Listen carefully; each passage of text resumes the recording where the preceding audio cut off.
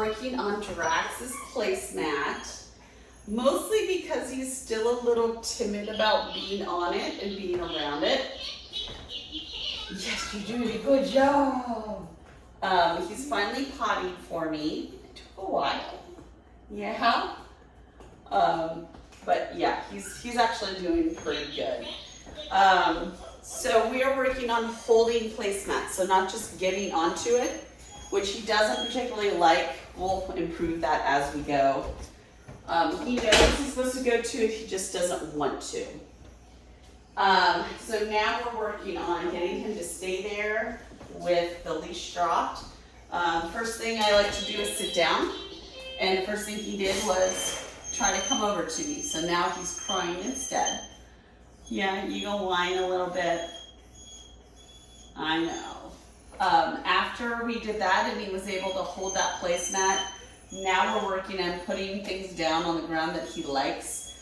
Wasn't very interested in the tennis ball, but loved the squeaky toy. I got another stuffed animal over here, and then over here is a little ball. I don't know if you can see it.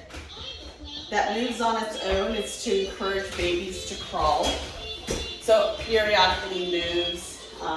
If you hit a button on it here or there, it will do something. So it's kind of doing its own thing, its own distraction for him. I put it kind of far from him because he seemed a little afraid of it. But he is also interested in it. So we'll probably bring it up to him a little bit later and let him smell it. You're doing a good job, buddy. Yeah, you want a treat for that? You gotta stay there though, okay? He's thinking about getting up. Very good. Okay, very good. Good boy. So I'm just walking around doing little things here and there. So your placemat's going to be an excellent tool for you for when you're eating or when you're preparing food, to not have them underneath your feet. He's going to learn some boundaries with this, which is very helpful. And I think that might be some of the issues that you might be having, is him understanding his boundaries of where he's allowed to go, where he's not allowed to go, what he's allowed to do. So whether that's something you guys need or not, it's going to be good for him to understand these basic concepts. So this is going to be one of those tools that we're going to use for that. So I'm going to go ahead and bring this up to him so he can smell it, because I don't want him to be afraid of it, so I'm going to turn it off. What is this? What is that? Yeah.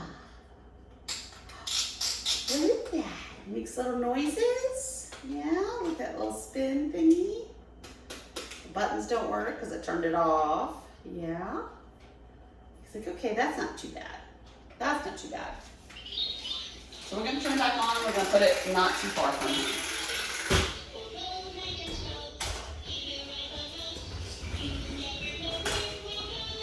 Good boy.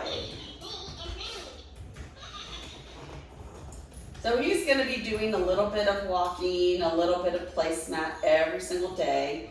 Obviously, he's going to get some of his other commands every day as needed. So for leave it, trying to grab something, putting him in sit periodically is going to happen just naturally.